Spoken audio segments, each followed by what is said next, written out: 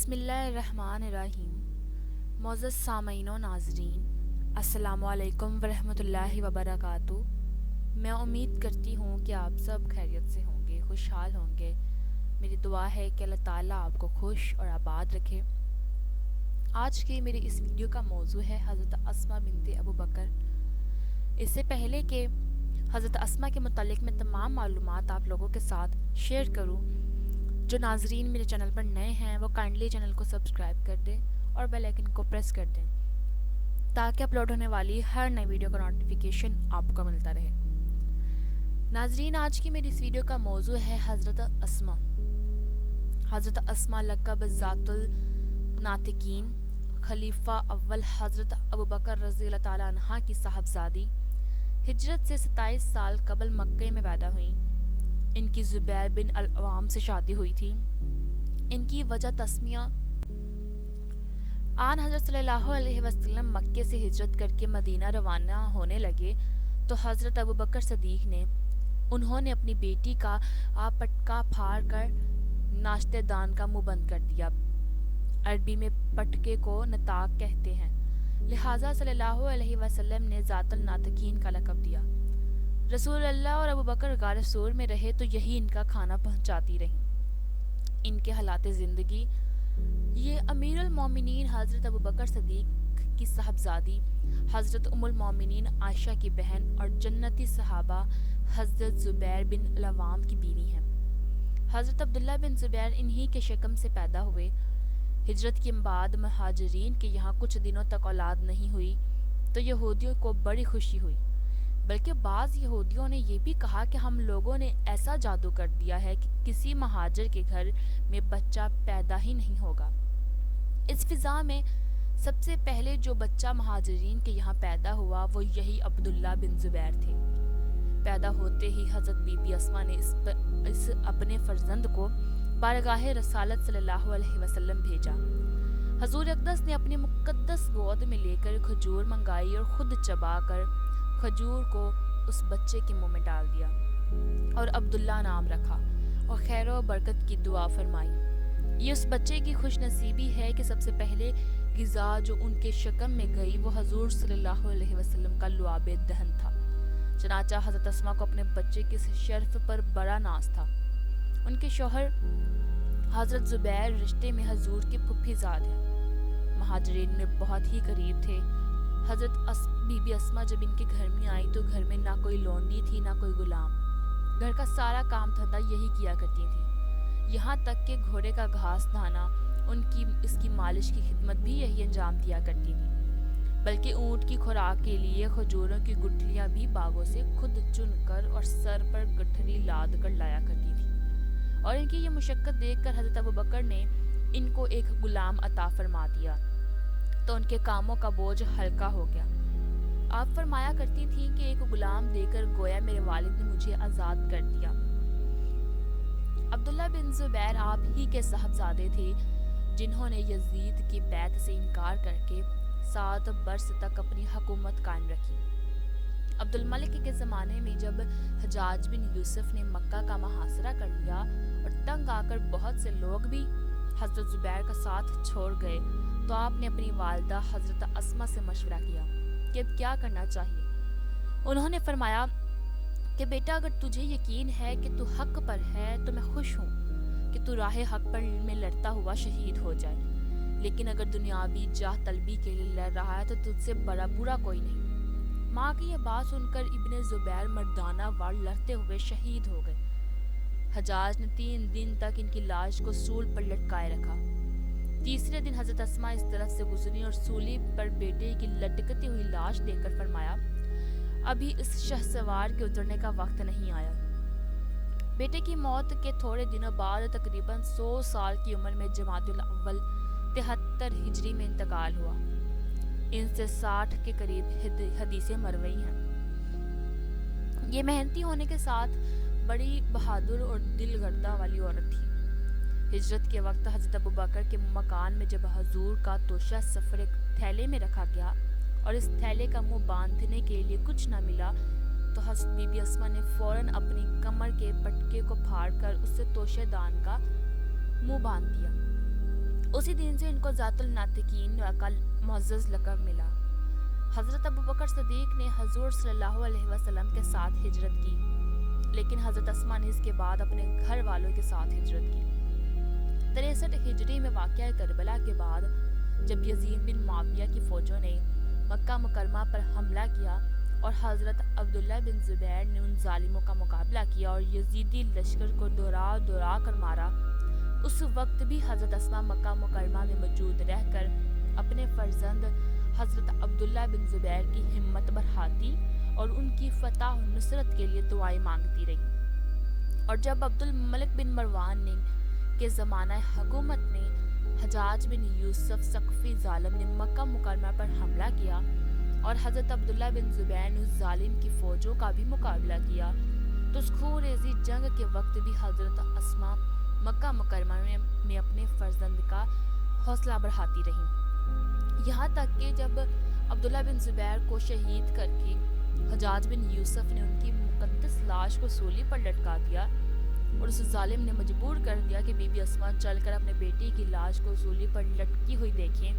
تو آپ اپنے بیٹے کی لاش کے پاس تشریف لے گئے۔ جب لاش کو سولی پر دیکھا تو نہ روئیں نہ بلبلائیں، بلکہ نہایت جرأت کے ساتھ فرمایا کہ سب سوار تو گھوڑوں سے اتر گئے لیکن اب تک یہ سوار گھوڑے سے نہیں اترا۔ پھر فرمایا کہ اے حجاج، تو نے میرے بیٹے کی دنیا خراب کی اور اس نے تیرے دین کو برباد کر دیا۔ اس واقعے کے بعد بھی چند دنوں حضرت اسماء زندہ رہی۔ مکہ مکرمہ کے قبرستان میں ماں بیٹے دونوں کی مقدس قبریں ایک دوسرے کے برابر بنی ہوئی ہیں، جن کو نجدیوں نے توڑ پھوڑ ڈالا ہے، مگر ابھی نشان باقی ہیں۔ حضرت اسماء 100 برس کی تھیں، لیکن ایک دانت بھی نہیں گرا تھا اور ہوش و حواس بالکل درست تھے۔ دراز کا دور لحیم و شہیم تھیں، اخیر عمر میں بھی بنائی جاتی رہی تھی۔ حضرت محمد صلی اللہ علیہ وسلم سے حضرت اسماء نے 56 حدیثیں روایت کی ہیں جو صحیح اور سنن میں موجود ہیں۔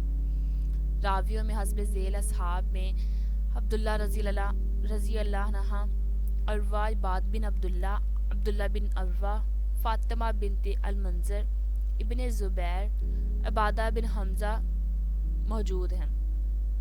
حضرت اسماء نیکی کی طرف مائل تھیں اور ایک مرتبہ حضرت محمد صلی اللہ علیہ وسلم کسوف کی نماز پڑھا رہے تھے۔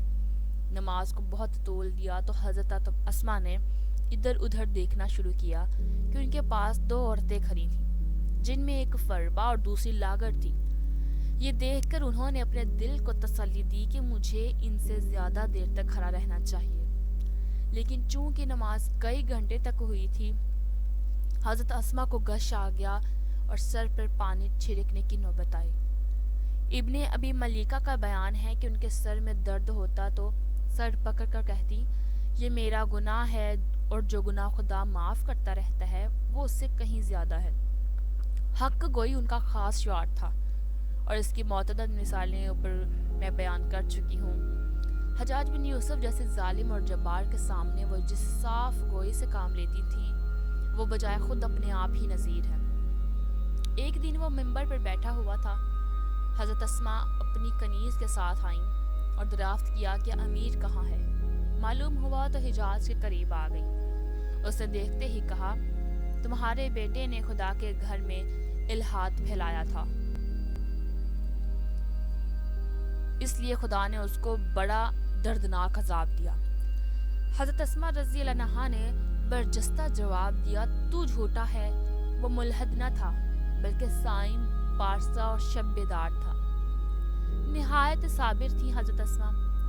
حضرت ابن زبیر رضی اللہ عنہ کی شہادت ایک قیامت تھی جو ان کے لیے قیامت کبریٰ بن گئی تھی، لیکن اس میں انہوں نے جس عزم، جس استقلال، جس صبر اور جس تحمل سے کام لیا، اس کی تاریخ میں بہت کم نظیریں مل سکتی ہیں۔ ہر درجہ خوددار تھی۔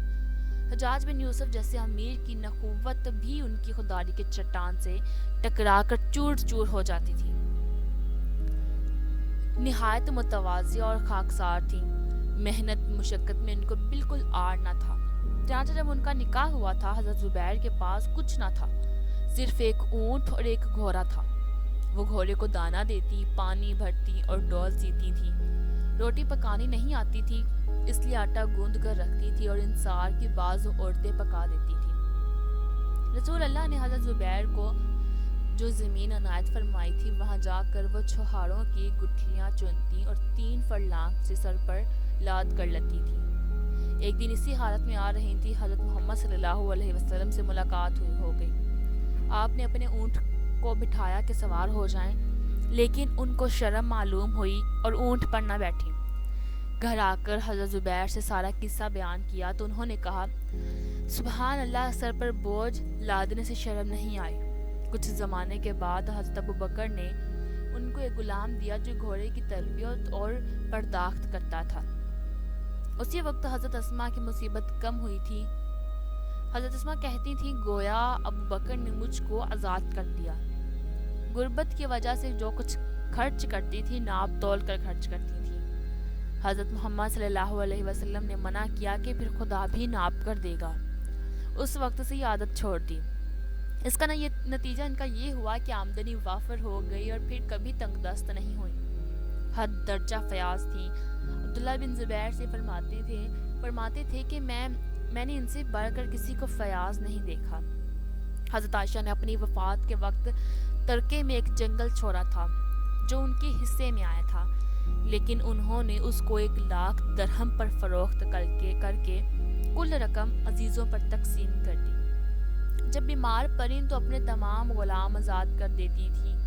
حضرت زبیر رضی اللہ عنہ کا مزاج تیز تھا، اسی لیے انہوں نے حضرت محمد صلی اللہ علیہ وسلم سے دریافت کیا کہ میں بلا اجازت ان کے مال سے فقراء کو خراج دے سکتی ہوں۔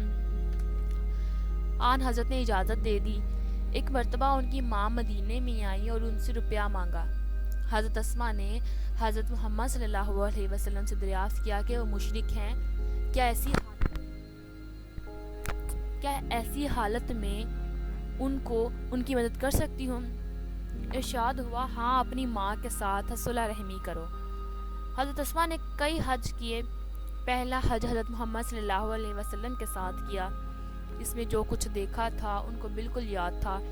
چنانچہ ایک دفعہ حضرت محمد صلی اللہ علیہ وسلم کے بعد جب حج کے لیے آئیں اور مزدلفہ میں ٹھہری تو رات کو نماز پڑھی۔ پھر اپنے غلام سے پوچھا، چاند چھپ گیا؟ اس نے کہا نہیں۔ جب چاند ڈوب گیا بولی کہ اب رمی کے لیے چلو۔ رمی کے بعد پھر واپس آئیں اور صبح کی نماز پڑھی۔ اس نے کہا، آپ نے بڑی عجلت کی۔ فرمایا، حضور صلی اللہ علیہ وسلم نے پردہ نشینوں کو اس کی اجازت دی ہے۔ جب کبھی حجون سے گزرتی کہتی کہ ہم آن حضرت صلی اللہ علیہ وسلم کے زمانے میں یہاں ٹھہرے تھے۔ اس وقت ہمارے پاس بہت کم سامان تھا۔ ہم نے عائشہ اور زبیر نے عمرہ کیا تھا اور طواف کر کے حلال ہوئے تھے۔ نہایت بہادر تھی۔ اخلاقی جرت کے چند واقعات بیان کر چکی ہوں میں۔ سعید بن عاص کے زمانہ حکومت میں جب اسلام میں فتنہ پیدا ہوا اور بے امنی شروع ہو گئی تو انہوں نے ایک خنجر رکھا ہوا تھا۔ لوگوں نے پوچھا، اس کا کیا فائدہ ہے؟ بولی، اگر چور آئے گا تو اس سے اس کا پیٹ چاک کروں گی۔ حضرت اسماء کے تقدس کا عام چرچا تھا۔ لوگ ان سے دعا کرواتے تھے۔ جب کوئی عورت بخار میں مبتلا ہوتی اور دعا کے لیے آتی تو اس کے سینے پر پانی چھڑکتی اور کہتی کہ حضرت محمد صلی اللہ علیہ وسلم نے فرمایا ہے کہ اس کو پانی سے ٹھنڈا کرو۔ حضرت ابن عمر رضی اللہ عنہ، حضرت عائشہ رضی اللہ عنہ نے حضور صلی اللہ علیہ وسلم سے روایت کیا ہے کہ بخار آتش جہنم کی گرمی سے ہے، اس کو پانی سے ٹھنڈا کرو۔ گھر کا کوئی آدمی بیمار ہوتا تو حضرت محمد صلی اللہ علیہ وسلم کا جبہ، جس کو حضرت عائشہ نے وفات کے بعد ان کے سپرد کیا تھا، دھوتی اور اس کا پانی پلاتی۔ اس سے بیمار کو شفا ہو جاتی تھی۔ اور یہیں پر حضرت عائشہ کے متعلق تمام معلومات اختتام کو پہنچتی ہے۔ امید کروں گی ناظرین کہ آج کا موضوع آپ کو پسند آیا ہوگا۔ اگر ویڈیو اچھی لگی ہو تو لائک، شیئر اور کمنٹ ضرور کیجیے گا، اور کائنڈلی چینل کو سبسکرائب کر دیں اور بیل آئیکن کو پریس کر دیں۔ اپنی دعا میں یاد رکھیں۔ اللہ حافظ۔